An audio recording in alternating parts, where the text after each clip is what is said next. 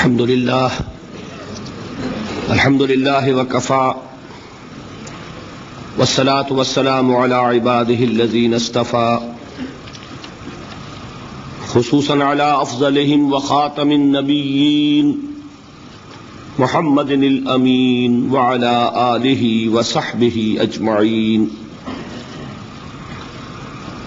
أما بعد فقد قال الله تبارك وتعالى في سورة الإخلاص: أعوذ بالله من الشيطان الرجيم، بسم الله الرحمن الرحيم. قل هو الله أحد الله الصمد لم يلد ولم يولد ولم يكن له كفوا أحد. وقال تبارك وتعالى في آية الكرسي في سورة البقرة: الله لا إله إلا هو الحي القيوم لا تأخذه سنة ولا نوم له ما في السماوات وما في الأرض من ذا الذي يشفع عنده إلا بإذنه يعلم ما بين أيديهم وما خلفهم ولا يحيطون بشيء من علمه إلا بما شاء وسع كرسيه السماوات والأرض ولا يؤوده حفظهما وهو العلي العظيم.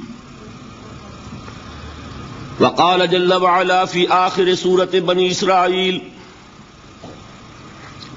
وقل الحمد لله الذي لم يتخذ ولدا ولم يكن له شريك في الملك ولم يكن له ولي من الذل وكبره تكبيرا.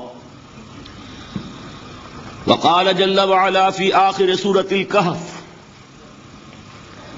قل إنما أنا بشر مثلكم يوحى إلي أنما إلهكم إله واحد فمن كان يرجو لقاء ربه فليعمل عملا صالحا ولا يشرك بعبادة ربه أحدا. صدق الله العظيم. رب اشرح لي صدري ويسر لي امري واحلل عقدة من لساني يفقهوا قولي. اللهم ربنا الهمنا رشدنا واعذنا من شرور انفسنا. اللهم ارنا الحق حقا وارزقنا اتباعه وارنا الباطل باطلا وارزقنا اجتنابه. اللهم ربنا انا نعوذ بك من الشك والشرك. اللهم ربنا لا تجعلنا من المشركين. آمین یا رب العالمین. آج کی گفتگو کا جو موضوع ہے حقیقت و اقسام شرک، اس کو بارے میں آپ کے ذوق و شوق کا مجھے پیشگی اندازہ تھا،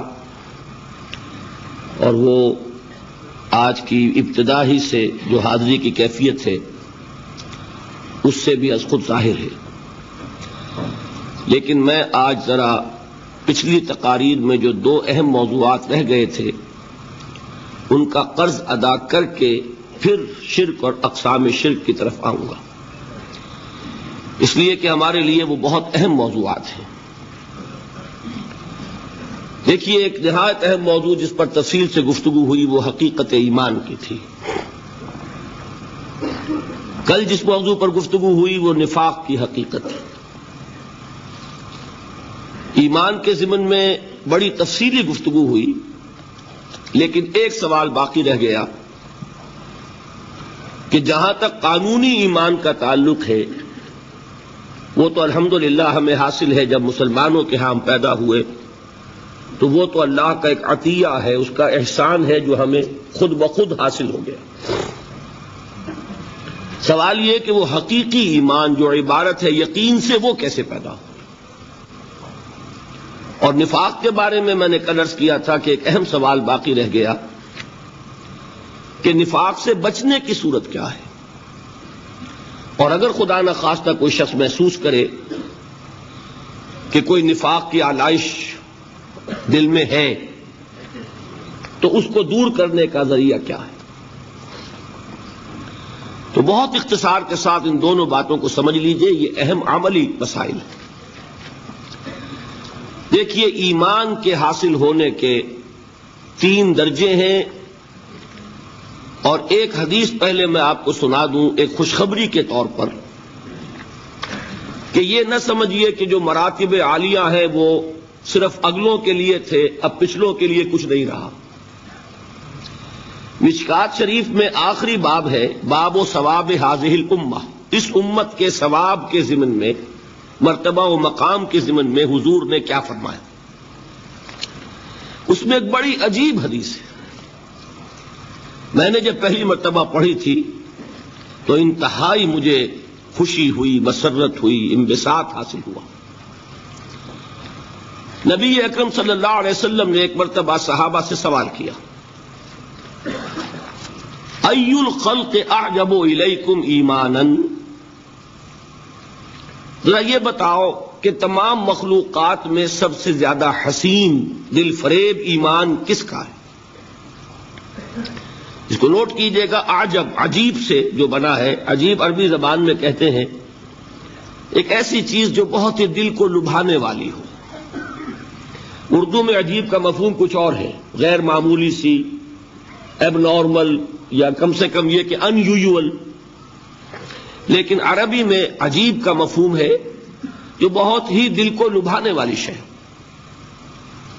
تو سب سے زیادہ مخلوقات میں سے کس کا ایمان ہے کہ جو اتنا حسین و جمیل ہے کہ دل کو لبھائے؟ صحابہ نے پہلا جواب دیا، ملائکہ، ملائکہ کا ایمان۔ حضور نے فرمایا، وَمَا لَهُمْ لَا يُؤْمِنُونَ وَهُمْ عِندَ رَبِّهِمْ، وہ کیسے ایمان نہ لائیں جبکہ وہ تو اپنے رب کے پاس ہے؟ کون سا کمال ہوا ان کا؟ ان کے تو سامنے حقائق ہیں، وہ جو جنت کو دیکھتا ہو، دوزخ کو دیکھتا ہو، وہ ایمان لے آیا تو کیا کمال ہے؟ وہ تو ابو جہل بھی جب دیکھے گا پکا ایمان لے آئے گا۔ تو گویا کہ حضور نے جواب کو رد کر دیا۔ اب دوسری اٹیمپٹ کی صحابہ نے، فالنبیون، پھر انبیاء کا معاملہ ہے، آپ نے اس کو بھی رد کر دیا، وما لهم لا يؤمنون والوحی ينزل الیہم، وہ کیسے ایمان نہ لائے، ان پر تو وحی نازل ہوتی ہے۔ تیسری اٹیمپٹ انہوں نے کی، فنحن، پھر ہم ہیں آپ کے صحابہ، اس کو بھی رد کیا، وما لکم لا تؤمنون وَأَنَا بَيْنَ أَظْهُرِكُمْ، تم کیسے ایمان نہ لاؤ جبکہ میں تمہارے درمیان موجود ہوں، مجھے دیکھ رہے ہو۔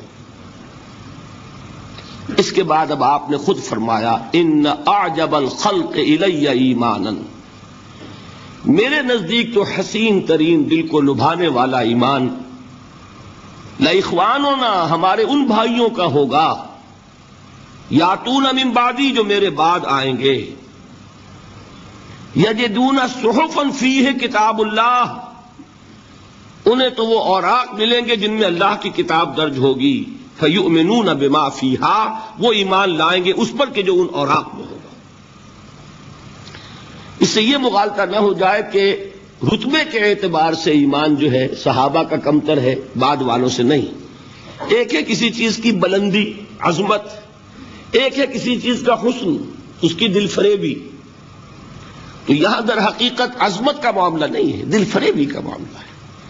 تو حضور نے اپنی امت کے ان لوگوں کے لیے کتنی بڑی بشارت عطا فرمائی جو بعد میں آنے والے ہیں، جنہوں نے حضور کو نہیں دیکھا، جنہیں قرآن ملا ہے، اور اس قرآن کے ذریعے سے انہوں نے ایمان حاصل کیا۔ اللہ تعالیٰ مجھے اور آپ کو ان میں سے بنا دے اور ان میں شامل کر دے۔ اب نوٹ کیجئے، ایمان کے حصول کے 3 ذریعے ہیں، اور یہ ذہن میں رکھیے گا کہ یہ در حقیقت مختلف طبائع کا معاملہ ہوتا ہے۔ میں عرض کر چکا ہوں نا، کچھ انٹلیکچوئلز ہوتے ہیں، کچھ عوام ہوتے ہیں، کچھ لوگ ہوتے ہیں بڑے ٹھنڈے مزاج کے، غور و فکر کرنے والے، کول مائنڈڈ، کچھ ہوتے ہیں جذباتی، ایموشنل، کچھ لوگ وہ ہوتے ہیں کہ جنہیں ایکٹیویٹی سے زیادہ دلچسپی ہے عمل. کچھ لوگ وہ ہیں جنہیں غور و فکر سے زیادہ دلچسپی. اب یہ ڈفرنٹ ٹیمپرامنٹس ہیں، ڈفرنٹ مزاج ہیں، اور ان کے اعتبار ہی سے مختلف ذرائع ہوتے ہیں جن سے کہ ان کو ایمان حاصل ہوگا. جو سب سے اوپر ہے، ٹاپ پر انٹلیکچوئلز، ان کے ایمان کا ذریعہ ہے آیات الہی میں غور و فکر، تدبر. لیکن آیات الہی ذہن میں رکھیے تین ہیں. آیات آفاقی، یہ چاند، سورج، ستارے، ہوائیں. آیات انفسی، ہمارے اپنے اندر، اپنے من میں ڈوب کر پا جا سراغ زندگی. ایک وہ ہے کہ کھول آنکھ، زمین دیکھ، فلک دیکھ، فضا دیکھ. ایکسٹرنل ورلڈ کا مطالعہ کرو، ہر جگہ تمہیں اللہ کی آیات نظر آئیں گی. برگ درختان سبز در نظر ہوشیار، ہر ورق دفتر است از بار فتح کردگار. ایک ہے اپنے اندر جھانکو، اپنے من میں ڈوب کر پا جا سراغ زندگی. قرآن کیا کہتا ہے؟ وفی انفسکم افلا تبصرون. اور تیسری اہم ترین آیات کیا ہے؟ آیات قرآنیہ. ان تینوں میں گہرا ربط ہے. آیات آفاقی، آیات انفسی، آیات قرآنی. ان میں تدبر کے ذریعے، غور و فکر کے ذریعے انسان ایمان حاصل کرے. یہ ٹاپ کا ایمان ہے، یہ انٹلیکچوئلز کا ایمان ہے، یہ صدیقین کا ایمان ہے. نمبر دو، ایک ایمان ہے عوام کے لیے، اس کے دو راستے ہیں. نمبر ایک، صاحب یقین کی صحبت. جس کے اندر یہ ایمان پیدا ہو چکا ہو، آپ اس کے قریب رہیے. اگر بھٹی کے سامنے بیٹھیں گے حرارت پہنچے گی، اگر آپ برف کی سل کے قریب ہوں گے ٹھنڈ پہنچے گی. صاحب ایمان کی صحبت اختیار کریں گے، ایمان سرایت کرے گا.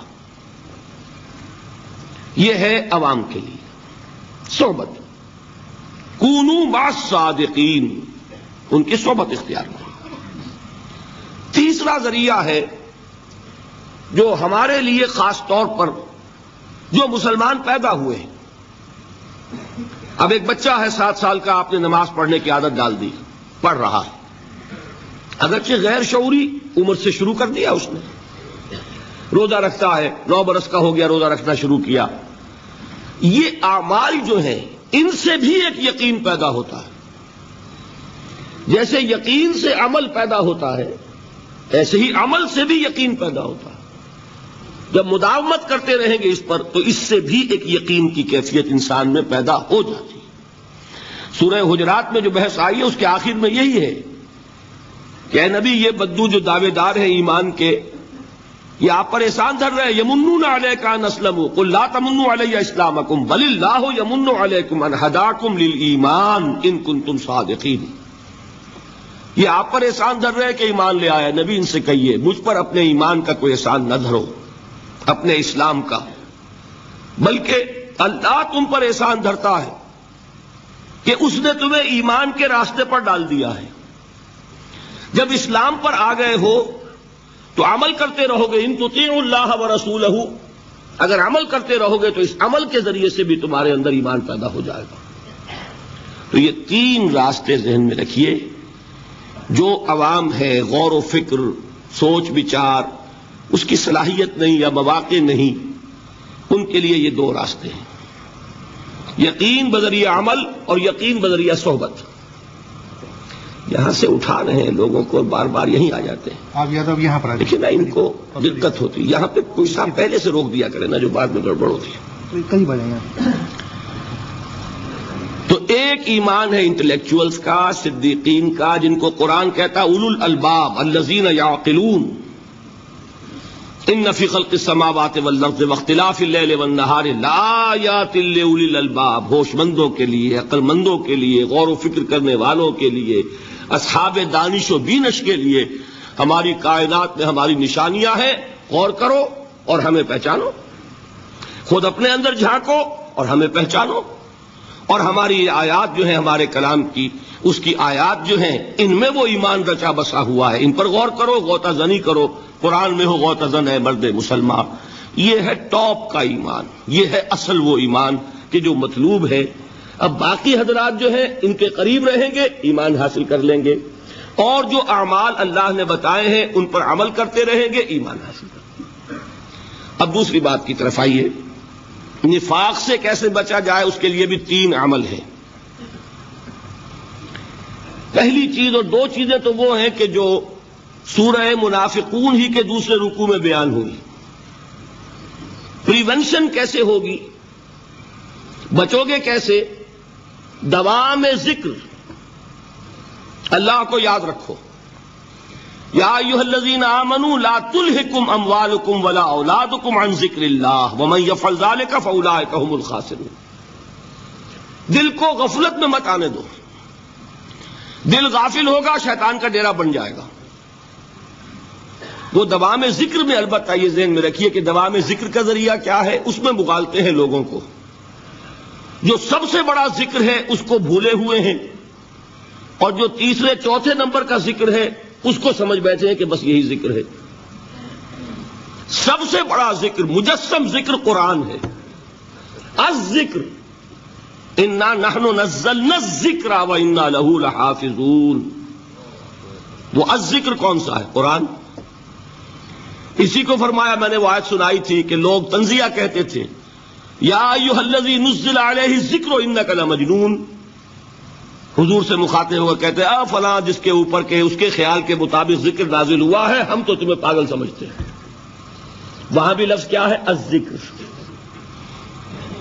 تو معلوم کیا ہوا؟ انا انزلنا الیک الذکر لتبین للناس ما نزل الیہم. یہ الذکر ہے. تو اس سے بڑا ذکر کوئی نہیں. تلاوت قرآن، تدبر قرآن، غور و فکر قرآن کا، قرآن کو یاد کرنا. اس پر میرا کتاب چاہے مسلمانوں پر قرآن مجید کے حقوق. اب تو یہاں شاید کوئی کتاب موجود نہیں رہی ہے، بہرحال اگر آپ کو ضرورت ہوتی ہے پاکستان سے منگا لیتے ہیں ہر شے، پڑھیے، انشاءاللہ آ جائے گی چیزیں. نمبر 2 ذکر کیا ہے؟ اقیم الصلاۃ لذکری.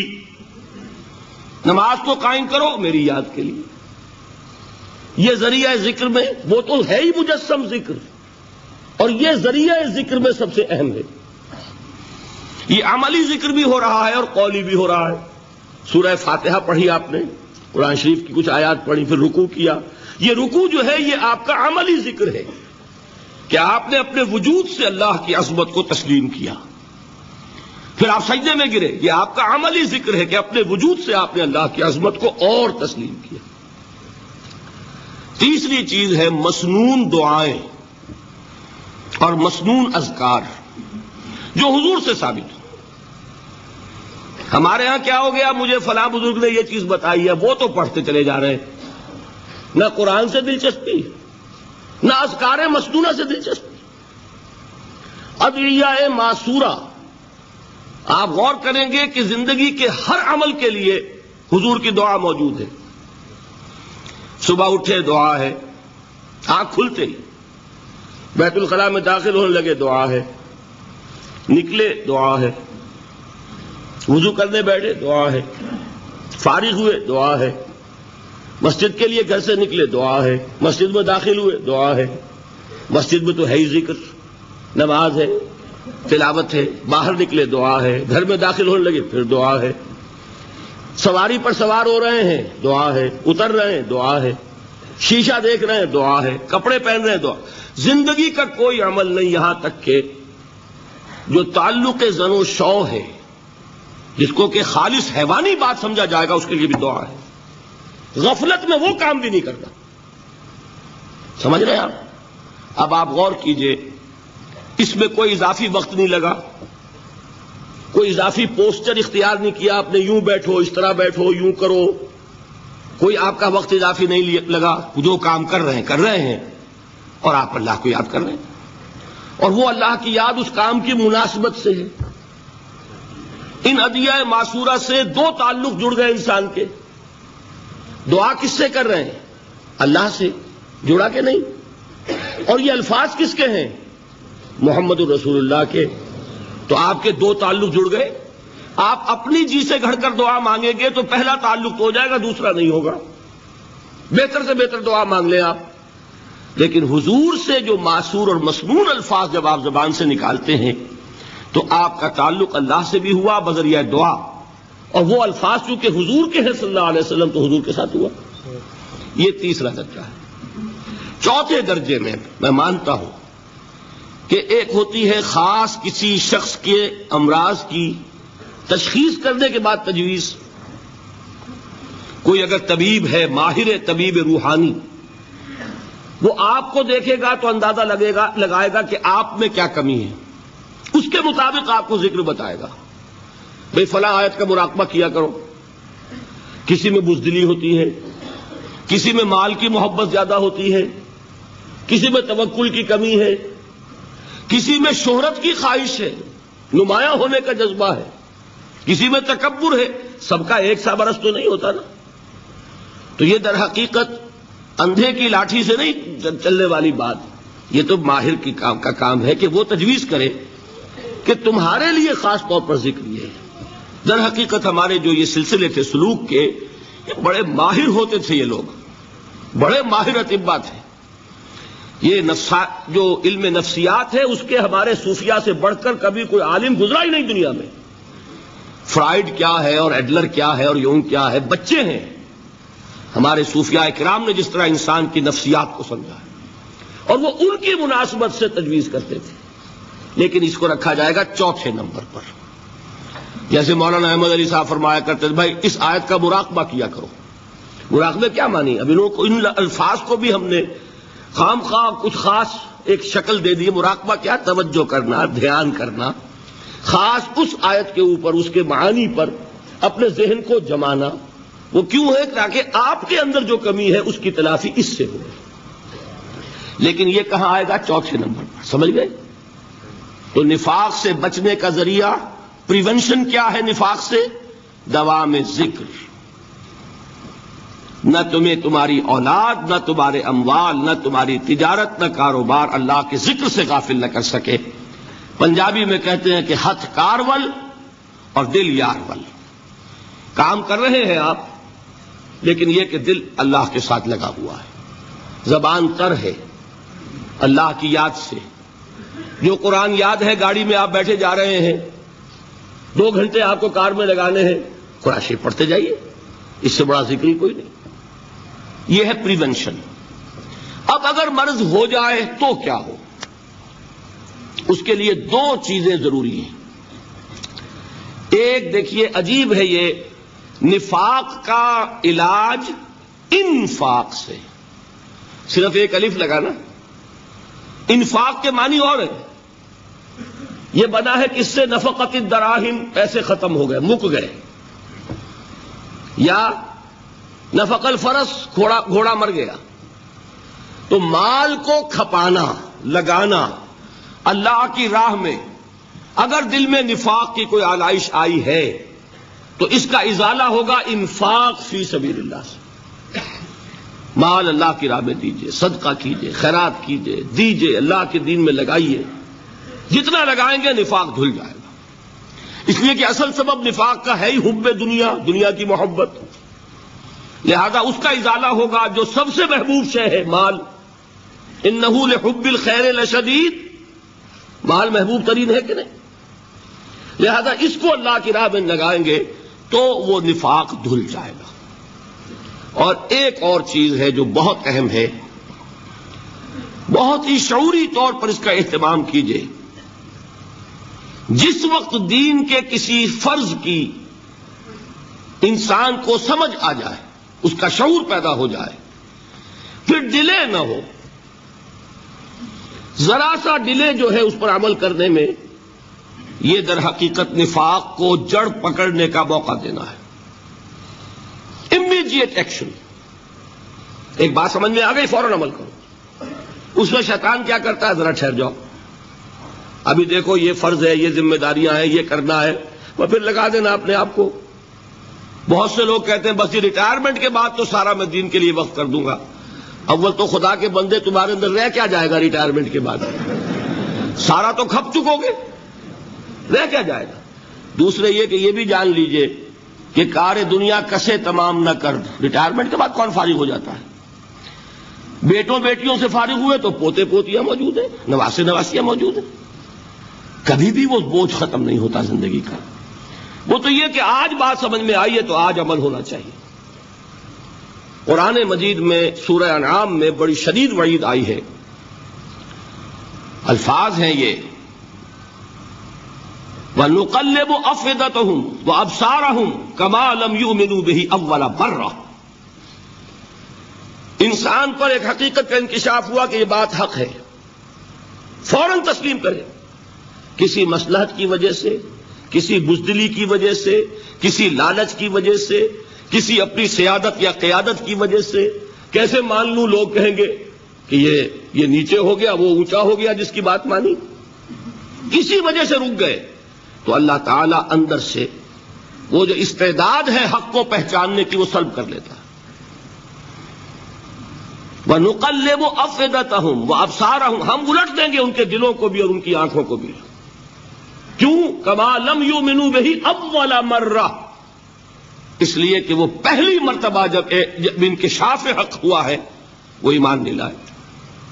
اس کا میں ایک واقعہ آپ کو سنانا چاہتا ہوں کہ کس طرح صحابہ کرام پر بھی وقتی طور پر یہ واقعہ اگر صحابہ کرام کا نہ ہوتا تو یہ حقائق سمجھ میں نہ آتے۔ غزوہ تبوک کے موقع پر یہ میں جملہ انکمپلیٹ رہ گیا، ضعف ایمان کا حملہ ہو جاتا تھا، نفاق کا نہیں معاذ اللہ، لیکن ضعف ایمانی کی اگلی منزل شروع ہو جاتی ہے نا، نفاق۔ جہاں جھوٹ بولنا شروع کیا نفاق، جھوٹی قسمیں کھانی شروع کی سیکنڈ سٹیج، اور جہاں مومنین صادقین سے بغض اور عداوت پیدا ہو گیا وہ تھرڈ سٹیج۔ تو وہ ضعف ایمان کا کیسے ہوتا ہے یہ حضرت کعب ابن مالک نے بڑی تفصیل سے بیان کیا ہے۔ غزوہ تبوک کے موقع پر جہاں منافقین نے آ کر جھوٹے بہانے بنائے، جھوٹی قسمیں کھائیں اور حضور سے ایگزمپشن لے لی، چھٹی لے لی، رخصت لے لی، وہاں 3 ایسے صحابہ بھی تھے جو مومن صادق تھے، لیکن وقتی طور پر شیطان نے انہیں ورغلایا۔ کیسے ورغلایا وہ سمجھ لیجئے۔ کعب ابن مالک نے تفصیل سے بیان کیا ہے، اور میرے نزدیک یہ جہاں تک میرا مطالعہ ہے طویل ترین حدیث ہے، بخاری اور مسلم میں بھی موجود ہے۔ حضور جب واپس آئے ہیں اور اب آپ نے ایک ایک کو بلایا، جن لوگوں نے تو پہلے جھوٹی قسمیں کھا لی تھی ان کو تو بلانے کی ضرورت نہیں تھی، لیکن کچھ لوگ ایسے بھی تھے کہ جنہوں نے ایگزمپشن بھی نہیں لی تھی اور گئے بھی نہیں تھے۔ اب ان کو آپ نے ایک ایک کر کے پیشی ہوئی، آپ کیوں نہیں گئے تھے؟ تو اب جو منافقین تھے ان میں سے انہوں نے اس موقع پہ جھوٹی قسمیں کھا لی۔ خدا کی قسم حضور ہم تو بالکل تیار تھے، پوری میں نے تیاری بھی کر لی تھی، پورا ارادہ تھا، یہ وقتی طور پر یہ مصیبت مجھ پر آ پڑی۔ جس نے قسم کھائی انہوں نے کہا اچھا ٹھیک ہے جائیے۔ کعب ابن مالک کی باری آئی تو ان کے الفاظ اپنے یہ کہ جب میں پیش ہوا تو حضور کے چہرے مبارک پر ایک غصے والی مسکراہٹ تھی، زہر خند کہتے ہیں، ایک مسکراہٹ ہے لیکن غصے کے ساتھ، غضبناک۔ آپ فرمائیے آپ کیوں نہیں گئے؟ حضرت کعب یہ فرماتے ہیں کہ میں نے عرض کیا کہ حضور زبان میرے پاس بھی ہے، جھوٹ میں بھی بول سکتا ہوں، لیکن جھوٹ بول کر میں اس وقت آپ کی ناراضگی سے تو بچ جاؤں گا لیکن اللہ کی پکڑ سے نہیں بچ سکوں گا۔ میں اعتراف کرتا ہوں کہ جتنا صحت مند میں اس زمانے میں تھا کبھی نہیں تھا، جتنا فارغ البال اس وقت تھا کہ میرے پاس ساز و سامان موجود تھا راستے کے لیے، اتنا میں کبھی نہیں تھا۔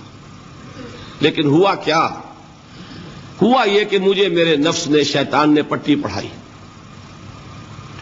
وہ پٹی کیا پڑھائی کہ حضور تو 30,000 کے لشکر کے ساتھ چلیں گے تو لشکر تو سلولی موو کرے گا نا، تمہارے پاس بڑی تکڑی، بڑی توانا صحت مند اونٹنی ہے، تم ذرا 2 دن بعد چلنا تیزی کے ساتھ اور حضور سے مل جانا، بس یہ تاخیر کا حربہ۔ تو انہیں خیال آیا کہ ابھی 2 دن گھر کی ٹھنڈی چھاؤں ہے، میں یہاں پہ جو آرام ہے وہ کر لوں۔ مجھے جگر کا شعر یاد آیا ہے کہ تپتی راہیں مجھ کو پکاریں، دامن پکڑے چھاؤں گھنیری۔ ایک طرف فرض کی پکار ہے اس میں تو ظاہر بات ہے کہ وہ تپتی راہیں ہیں. لا تنفروا فی الحر سنا چکا ہوں آیت. یہاں گھر میں نخلستان میں کھجوروں کی چھاؤں میں اہل و عیال میں یہ ٹھنڈی چھاؤں جو ہے یہ پکڑ رہی ہے. بھائی 2 دن ٹھہر کے چلے جانا, ٹھیک ہے, کوئی نیت میں خرابی نہیں ہے نا. اس کے بعد پھر جب ابھی 2 دن اور ٹھہر جاؤ, یہ تو بڑا لمبا سفر ہے, ذرا تیز اور دوڑ لینا. تو فرماتے ہیں کہ حضور میں اسی طریقے سے تاخیر و تعویق میں پڑا رہا, یہاں تک کہ ایک روز اچانک مجھ پر یہ چیز منکشف ہوئی کہ تو میں چاہے کتنا بھی تیز چل لوں میں آپ سے نہیں مل سکتا, میرے اعصاب ڈھیلے ہو گئے. اس طرح میں محروم رہ گیا. حضور نے بائیکاٹ کا حکم دیا صحابہ کو. 3 صحابہ تھے ایسے, 2 اور تھے جنہوں نے اسی طریقے سے اعتراف کیا. حضور نے حکم دے دیا کوئی ان سے گفتگو نہ کرے, سوشل بائیکاٹ. بڑی سخت سزا تھی جو دی گئی ہے, اس کی بڑی تفاصیل ہیں. اللہ تعالیٰ شوق دے تو وہ حدیث پوری پڑھیے. میں نے تو 2 جمعوں میں ایک مرتبہ صرف اس ایک حدیث کو بیان کیا تھا. شاید کہیں کیسٹس ہوں میرے ہاں, ہمارے نمبر کوئی مجھے یاد نہیں ہے, لیکن یہ بڑی عجیب حدیث ہے. لیکن اس میں جو اصل سبق ہے وہ کیا ہے؟ اس طریقے سے شیطان لیت و لال, تاخیر, تعویق, ابھی کیا جلدی ہے, ذرا اس کام سے فارغ ہو لو, ذرا پھر تلافی کر لینا, ذرا زیادہ زور سے کام کر لینا. یہ وہ چیز ہے کہ جو وہ تو خیر صحابی تھے, بچ گئے. اگر وہاں جھوٹی قسم بھی کھا دیتے تو گئے تھے. یہ تو اتنا ہی ہے نا, مردی و نامردی قدم فاصلہ دارد. اس میں تو یہی ہے کہ ذرا ایک جھوٹی قسم کھا دیتے, جھوٹے بہانہ بنا دیتے تو اب ضعف ایمان نہ رہتا, وہ نفاق کی سند شروع ہو جاتی. وہ اللہ تعالیٰ نے ان کو بچایا. لیکن یہ کہ ہم کیسے بچیں گے اگر ہم نے یہ روش اختیار کی؟ لہذا 3 کام. دوام ذکر نمبر 1, اس کی میں شرح کر چکا ہوں. 4 اذکار یاد کر لیجئے گا ان کو, ورنہ کیا فائدہ. نمبر 2 انفاق فی سبیل اللہ, نفاق کا علاج انفاق سے. نمبر 3 یہ عادت اپنے اندر پیدا کیجئے شعوری طور پر کہ جب ایک حقیقت واضح ہو جائے فوراً اعتراف کہ ہاں بھائی بات ٹھیک کہی آپ نے. جب ایک فرض کا احساس ہو جائے فوراً اس کی ادائیگی کے لیے آغاز. تاخیر و تعویق ہے کہ جس سے پھر نفاق کو موقع ملتا ہے. اللہ تعالیٰ مجھے اور آپ کو حقیقی ایمان عطا فرمائے اور نفاق سے بچائے رکھے. اب آئیے حقیقت و اقسام شرک پر. دیکھیے, ہر شخص یہ جانتا ہے کہ اسلام دین توحید ہے. ایک لفظ میں اگر کہیں گے تو اسلام کا سب سے بڑا وصف, سب سے بڑی علامت توحید. وہ جو اقبال نے کہا کہ توحید کی امانت سینوں میں ہے ہمارے, آسان نہیں مٹانا نام و نشاں ہمارا. تو توحید ہے. توحید کی ضد ہے شرک. ٹھیک, اس سے میں ایک نتیجہ نکالتا ہوں. کوئی مسلمان جان بوجھ کر مشرک نہیں ہو سکتا. یہ میرا نتیجہ ہے. جان بوجھ کر مشرک نہیں ہو سکتا. وہ شرک میں مبتلا ہوگا تو ناسمجھی میں ہوگا, نادانی میں ہوگا, وہ اسے شرک نہیں سمجھے گا. یہ ممکن نہیں ہے کہ کوئی مسلمان ہو, گیا سے گیا مسلمان, گزرا سے گزرا مسلمان, گھٹیا سے گھٹیا مسلمان, لیکن وہ شرک کو شرک سمجھتے ہوئے اس میں آلودہ ہو جائے. ہوتا کیا سمجھ میں نہیں آتا کہ شرک. تو ضرورت بہت ہے کہ ہم یہ پہچانیں کہ یہ شرک ہے کیا. دوسری بات یہ جان لیجئے, ہمارے دین میں ناقابل عفو جرم کون سا ہے؟ شرک. 2 مرتبہ بیان فرمایا گیا سورہ نساء میں صرف, ان اللہ لا یغفر ان یشرک بہ ویغفر ما دون ذلک لمن یشاء. اللہ تعالیٰ اسے تو ہرگز نہیں بخشے گا کہ اس کے ساتھ شرک کیا جائے, ہاں اس سے کم تر جس کو چاہے گا معاف فرما دے گا. نوٹ کر لیجئے, اس کی بھی اندر بھی اوپن لائسنس نہیں ہے کہ بقیہ سارے گناہ لازماً معاف کر دے گا. یہ نہیں ہے. اس سے تو آپ میں جرت پیدا ہو جائے گی, باقی سب کیے جاؤ. یہ نہیں, جس کو چاہے گا بخش دے گا, لیکن امید ضرور دلا دی کہ شرک سے کمتر کوئی گناہ ہو تو اس کی بخشش کی بغیر توبہ کے. اللہ تعالیٰ نے امید دلائی. توبہ سے تو شرک بھی معاف ہو جائے گا. اس سے مراد کیا ہے؟ بغیر توبہ کے. اللہ تعالیٰ نے فرمایا کہ اور گناہوں کے بارے میں تو امید کی جا سکتی ہے لیکن شرک کے بارے میں ہرگز نہیں۔ اہمیت واضح ہو گئی مزید۔ نمبر 3، اس شرک کی ہماگیریت کا عالم یہ ہے کہ سورہ یوسف کی آیہ مبارکہ ہے وَمَا يُؤْمِنُ أَكْثَرُهُمْ بِاللَّهِ إِلَّا وَهُمْ مُشْرِكُونَ۔ انسانوں کی اکثریت کا حال یہ ہے کہ وہ اللہ پر ایمان نہیں رکھتے مگر کسی نہ کسی قسم کے شرک کے ساتھ۔ یہ یونیورسلٹی ہے اس کی کہ اللہ کو بھی مان رہے ہیں لیکن کسی نوع کا شرک جو ہے وہ بھی لگا رکھا ہے۔ وَمَا يُؤْمِنُ أَكْثَرُهُمْ بِاللَّهِ، انسانوں کی اکثریت کا حال یہ ہے کہ وہ ایمان نہیں رکھتے اللہ پر الا وہم مشرکون، مگر یہ کہ کوئی نہ کوئی شرک بھی کرتے ہیں۔ چوتھی بات یہ سمجھیے کہ شرک ہر دور میں بھیس بدل کر آتا ہے۔ یہ ضروری نہیں ہے کہ شرک کی جو قسمیں آج سے 200 برس پہلے تھیں صرف وہی آج بھی رہیں۔ ہو سکتا ہے کہ بالکل نئی شکلیں اس شرک نے اختیار کر لی۔ اس سے کیا نتیجہ نکلا کہ اگر اجتہادی بصیرت نہیں ہوگی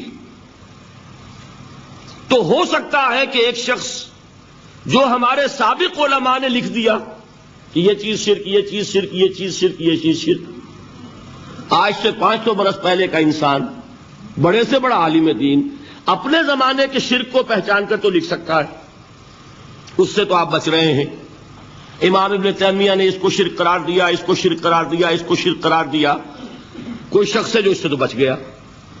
امام صاحب کی دی ہوئی بصیرت سے اس نے ان جو اقسام ہے شرک کی ان کو پہچان لیا، لیکن یہ عین ممکن ہے کہ آج کے شرک کو وہ نہ پہچان رہا ہو، اپنی جگہ وہ سمجھ رہا ہو اپنے آپ کو بہت بڑا موحد، جبکہ اس دور کا جو شرک ہے اس میں ملوث ہو۔ اس کو میں نے کہا ہے کہ اس شرک کے بارے میں بڑی اجتہادی بصیرت کی ضرورت ہے۔ فارسی کا ایک شعر ہے، بڑا پیارا شعر ہے، بہر رنگے کے خواہی جامہ می پوش من انداز قدت رامی شناسم۔ اپنے محبوب سے کہہ رہا ہے شاعر کہ تم جس طرح کا چاہو لبادہ اوڑھ لو، میں تمہیں تمہارے قد سے پہچان لوں گا، کتنا ہی چھپا لو اپنے آپ کو، کیسے ہی لباس بدل لو، بہر رنگے کے خواہی جامہ می پوش من انداز قدت رامی شناسم، میں تمہارے قد سے تمہیں پہچان لوں گا۔ یہ اگر بصیرت نہ ہو کہ شرک کو اس کے قد سے پہچان سکیں آپ، اس کے لیے ضرورت ہے اصولوں کی۔ دیکھیے جس طرح الجبرا کے اصول ہوتے ہیں، فارمولہ ہے، فارمولہ ہاتھ میں آ گیا، مسئلے حل کرتے چلے جا رہے ہیں، آپ اپلائی کرنے کی دیر ہے فارمولے کی۔ اگر آپ نے صرف گنتی کر کے کسی زمانے کے شرک وہ تو سمجھ لیے، لیکن وہ بصیرت باطنی حاصل نہیں ہوئی، اجتہادی بصیرت، وہ اصول ہاتھ میں نہیں آئے کہ جس سے آپ پہچان سکیں، تو ہو سکتا ہے کہ اس دور کے شرک کو آپ نہ پہچان سکیں۔ اس کے لیے ضرورت ہے کہ اصل اصول ہاتھ میں آ جائیں تاکہ ان اصولوں کو اپلائی کریں۔ ایک بات مجھ سے اور سن لیجئے، میرا اپنا یہ تاثر ہے، ہمارے دین میں خیر، بھلائی، نیکی، چاہے وہ نظریے کی ہو، علم کی ہو، عقیدے کی ہو، عمل کی ہو، اخلاق کی ہو، وہ سب کیا ہے؟ وہ توحید ہی کے شجرہ طیبہ کی شاخیں ہیں۔ اور شر، برائی، گمراہی، خیالات کی ہو، نظریات کی ہو، علم کی ہو، عقیدے کی ہو، عمل کی ہو، اخلاق کی ہو، سب کے ڈانڈے شرک کے شجرہ خبیثہ سے ملتے ہیں۔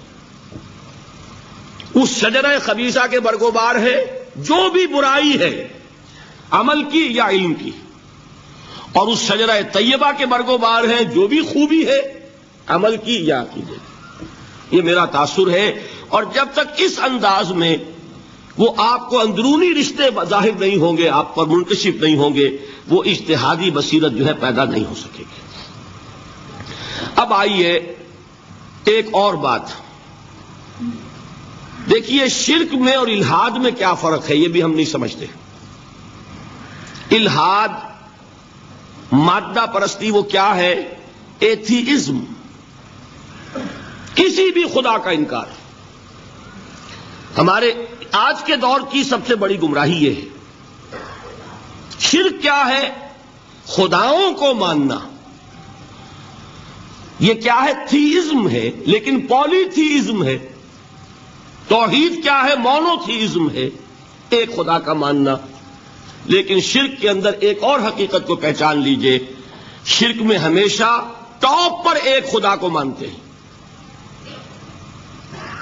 باقی سارے خدا نیچے ہوتے ہیں، اوپر جا کر وہ توحید ہوگی ہمیشہ۔ کوئی مشرکانہ نظام ایسا نہیں ہے جو ٹاپ پر جا کر توحید نہ بن جائے۔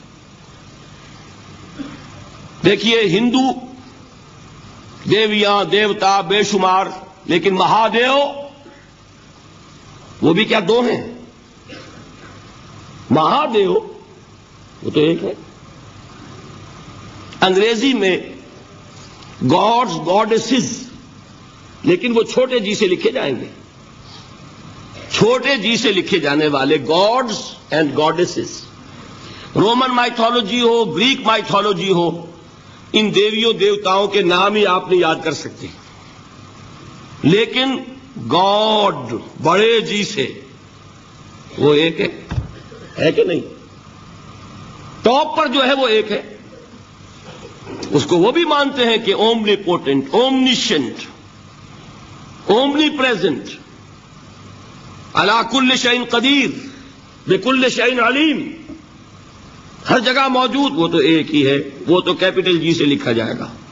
باقی اس کے نیچے فوج ہے دیویوں کی، دیوتاؤں کی، خداؤں کی اور خدانیوں کی، وہ گاڈز اینڈ گاڈیسز ہیں۔ عرب میں کیا تھا؟ میں نے پہلے آپ کو وہ دو مثالیں دے دی ہیں، تیسری اور ایران کی لے لیجئے۔ خیر کا خدا اور شر کا خدا اور، ایک یزداں ایک اہرمن، ٹھیک، سنویت ہو گئی نا، دو خداؤں کو مانا، لیکن وہی ہے جو خدائے خدائے گاں، خداؤں کا خدا، اس کو ایک ہی مانتے ہیں۔ یہی معاملہ عرب میں تھا، اللہ وہ ایک ہی تھا ان کے ہاں۔ قرآن میں آتا ہے، ان سے پوچھئے وَلَئِن سَأَلْتَهُم مَّنْ خَلَقَ السَّمَاوَاتِ وَالْأَرْضَ لَيَقُولُنَّ اللَّهُ۔ جب ان سے کہا جاتا ہے کہ کس نے پیدا کیا آسمان اور زمین کو، یہ فوراً کہیں گے اللہ نے۔ فَأَنَّىٰ يُؤْفَكُونَ، تو یہ ماننے کے بعد کدھر جا رہے ہیں؟ وہ کیا کہتے تھے کہ وہ بڑا اللہ تو ایک ہی ہے، لیکن چھوٹے آلہہ ہیں۔ آلہہ اور اللہ میں وہی فرق ہے جو کیپٹل جی کا گاڈ اور چھوٹے جی سے گاڈز اینڈ گاڈیسز، وہی فرق ہے کہ جو مہادیو اور دیویوں اور دیوتاؤں میں ہے، وہی وہاں تھا اللہ وہ ایک اور سپریم، سب سے بالا تر، اس سے اوپر کوئی نہیں، تخلیق میں اس کا کوئی ساجی نہیں۔ لیکن اس نے کچھ آلہہ ہیں جنہیں کچھ اختیارات تقسیم کیے ہوئے ہیں، کچھ اس کے لاڈلی ہستیاں ہیں جو سفارش کر سکتی ہیں۔ بس یہ شرک تھا مشرکین مکہ کا۔ بات سمجھ رہے ہیں؟ اس کا جائزہ لیں گے تو آپ کو، اور جو آج شرک کی اقسام میں بیان کروں گا اس کو ہاتھ میں لیں گے تو کسی موحد کا تلاش کرنا مشکل ہو جائے گا۔ ڈھونڈ اب ان کو چراغ رخ زیبا لے کر، آج جن کا نام مسلمان ہے ان کی اکثریت کسی نہ کسی نوع کے شرک میں مبتلا ہے۔ اب آئیے اقسام شرک۔ اقسام شرک میں بھی وہی کیفیت ہے جو نفاق کے بارے میں نے عرض کی تھی کہ ایک تقسیم یہ ہے جو علماء نے کی ہے، ایک ہے عقیدے کا نفاق، ایک ہے عمل کا نفاق۔ اسی طرح ایک ہے عقیدے کا شرک، ایک ہے عمل کا شرک۔ عقیدے میں نہیں ہے، عمل میں ہے۔ ایک تقسیم آپ نے سنی ہوگی شرک جلی، شرک خفی۔ ایک ہے ننگا شرک، کھلم کھلا شرک، ایک ہے چھپا ہوا شرک جو نظر نہیں آتا۔ لیکن ایک مغالطہ اپنے دل سے نکال دیجئے، بعض لوگ شرک خفی کو شرک نہیں سمجھتے، یہ بہت بڑی غلطی ہے. اگر وہ شرک نہ ہوتا تو حضور اسے شرک نہ کہتے.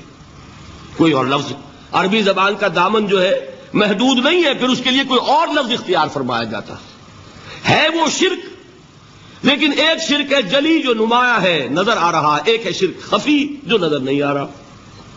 اور وہ کتنا خفی ہو سکتا ہے اس کی ایک مثال دی حضور نے.